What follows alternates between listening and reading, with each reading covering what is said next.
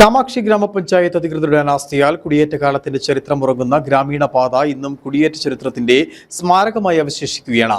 പഞ്ചായത്തിലെ 1-ാം വാർഡിൽപ്പെടുന്ന മാടപ്ര കിളിയാർകണ്ടം റോഡാണ് അധികൃതരുടെ അനാസ്ഥയാൽ കാളവണ്ടി യുഗത്തിന്റെ തിരിശേഷിപ്പായി മാറുന്നത്.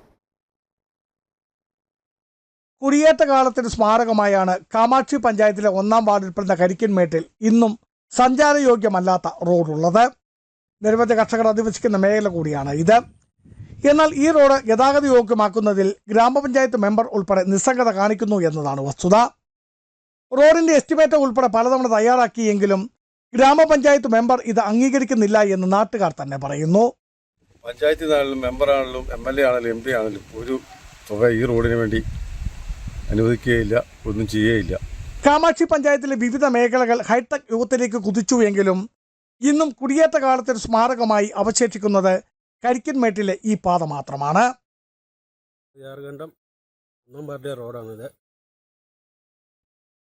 കാമാക്ഷി പഞ്ചായത്ത് 1-ാം വാർഡിലെ റോഡാണിത്. ഇത് വർഷങ്ങളായിട്ട് ഇത് 77-ൽ സർവേ ചെയ്ത റോഡാണിത്. എന്നെങ്കിലും ഇത് MP MLA ഫണ്ട് വെക്കാമെന്ന് പറയുന്നുണ്ടെങ്കിൽ ഇത് വെക്കുന്നില്ല. ഇത് യാത്ര വളരെ ദുരിതകരമാണ്. ഇതിലുള്ള യാത്രകൾ ഇതൊരു അത്യാവശ്യം ഒരു ആശുപത്രി കേസിന് പോലും ഇതുവഴി വണ്ടി ഓടുന്ന സൗകര്യമില്ല. ഇപ്പോൾ നിലവിൽ വിദ്യാർത്ഥികളെ സ്കൂളിൽ വിടുകയെന്നുള്ള സൗകര്യം പോലും ഈ വഴിക്ക് ഇല്ല എന്നുള്ളതാണ് ഇതിൻ്റെ യാഥാർത്ഥ്യം. കാമാക്ഷി പഞ്ചായത്തിലെ വരുമാന സ്രോതസ്സായി കർഷകർ ഉൽപ്പാദിപ്പിക്കുന്ന ഉൽപ്പന്നങ്ങൾ പോലും യഥാസമയം വിപണിയിൽ എത്തിക്കുവാൻ പോലും കഴിയാത്ത സാഹചര്യമാണ് ഇവിടെ ഉള്ളത്.